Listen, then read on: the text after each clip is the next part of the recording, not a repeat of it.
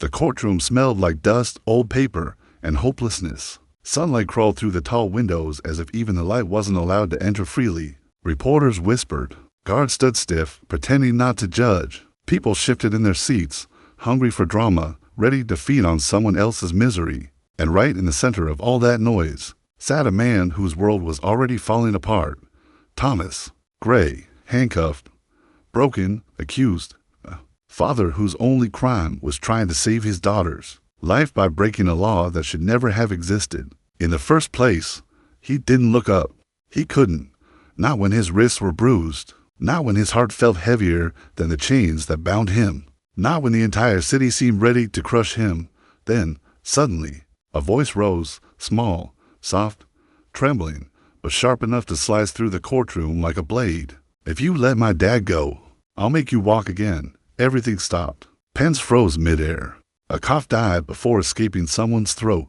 Even the judge blinked, as if the words couldn't possibly be real. A little girl 10 years old, maybe stood at the front, to braids, slightly messy, a faded dress, shoes that had probably survived a dozen hand-me-downs, and eyes that carried a kind of courage adults forget as they grow up. Emma Gray, the girl who still believed heaven listened.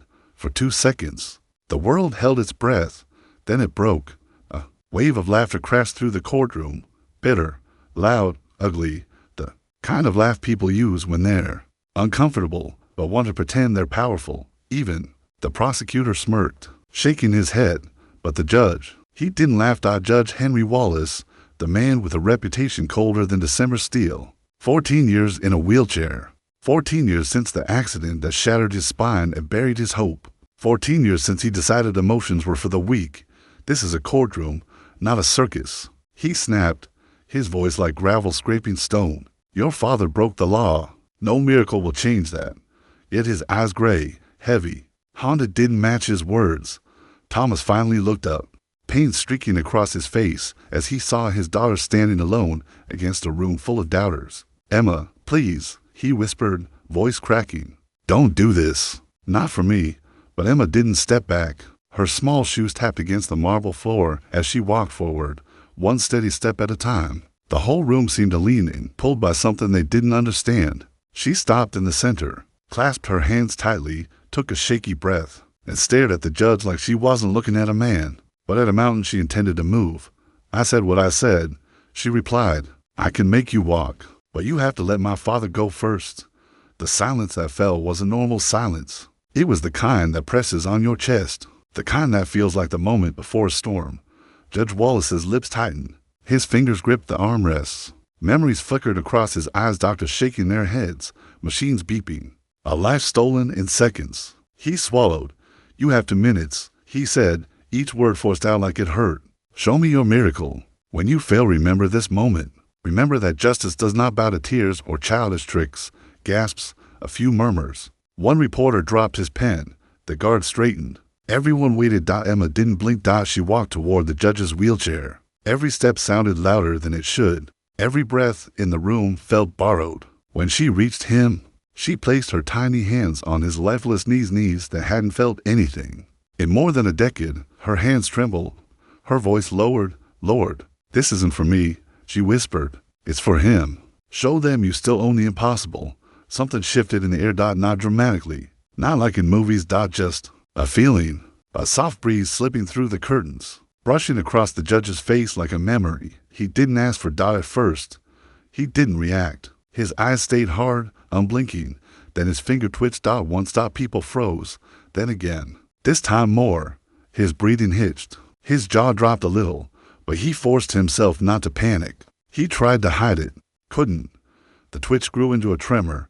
A tremor became movement. Movement became strength. The guard stepped forward instinctively. Reporters stumbled closer, tripping over wires. Someone whispered, no way, no way, that's impossible. Judge Wallace grabbed the sides of his wheelchair. Fingers trembling uncontrollably, the chair rolled back slightly, then slowly, painfully, unbelievably he stood. The courtroom exploded. People shouted. One woman fainted.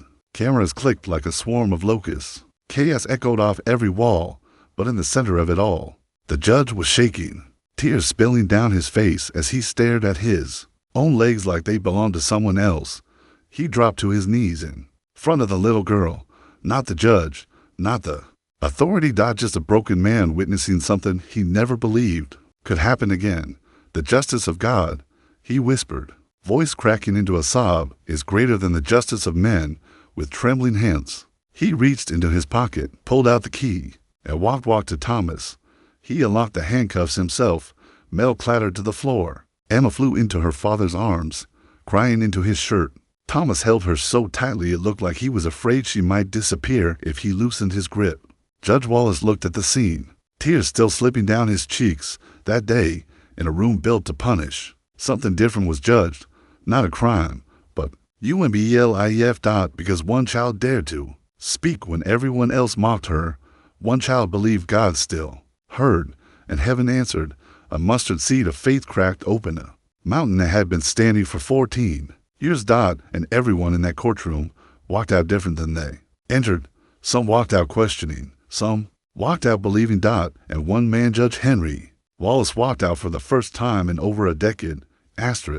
People slowly filtered out of the courtroom, but something lingered in the air, something heavy and holy, the kind of silence that follows a lightning strike. No one spoke loudly. No one cracked a joke. Even the reporters walked with their heads slightly bowed, unsure if they had witnessed a miracle or stepped into a story that didn't belong to them.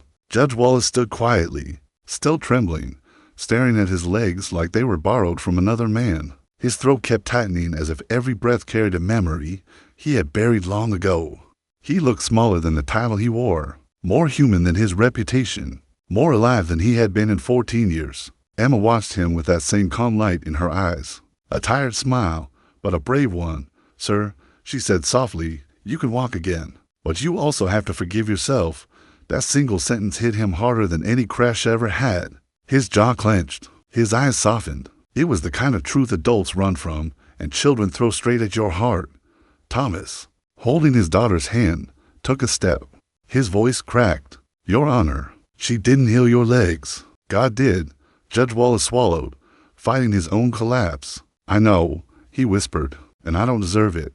Emma shook her head gently. No one deserves miracles. That's why they're miracles. For a moment, no one breathed. Judge Wallace slowly stepped toward them. Each step was shaky, raw, like watching a newborn deer take its first walk. But he kept moving, as if a strange courage had finally returned to his bones. Mr. Gray, he said, his voice trembling, how do I thank you? Your daughter didn't just restore my legs. She restored the part of me I thought was dead. Thomas blinked hard, tears running down his face. Sir, I'm not a criminal. I'm just a father trying to protect my child. Judge Wallace nodded slowly. And I was a man trying to survive his own pain. Emma suddenly tugged on the judge's sleeve. Sir, don't punish the people who laughed at me. They didn't know better. That innocence, that mercy, it pierced him deeper than any miracle. He bent slightly, looking her in the eyes. You're a strange little girl, he said softly. Strange in the best way. Reporters tried to rush back in, cameras ready to feast on the moment. But Judge Wallace raised his hand sharply. Stop, he ordered. This moment is not yours. The reporters froze. He turned back to Thomas. Your case is dismissed. Permanently, I'll clear every record myself. Today, you walk out a free man. Thomas choked on his breath. He nodded, unable to speak, pulling Emma close against his chest. Then Judge Wallace knelt in front of the child he had once doubted. You reminded me, he said, voice cracking, that heaven still moves on earth. Emma smiled. Because God sees things we don't. Judge Wallace slowly stood, this time more steady, more sure. He looked at the ceiling as if something above had finally lifted off his shoulders. Maybe, he murmured, mountains were never meant to stay still. The doors of the courtroom swung shut behind them as they walked out together. Thomas, his daughter, and a judge reborn. No applause, no reporters shouting questions, just a quiet glow settling over everyone who had witnessed the impossible. It felt like the sky itself whispered, faith doesn't check the odds. It simply steps forward, and the impossible follows.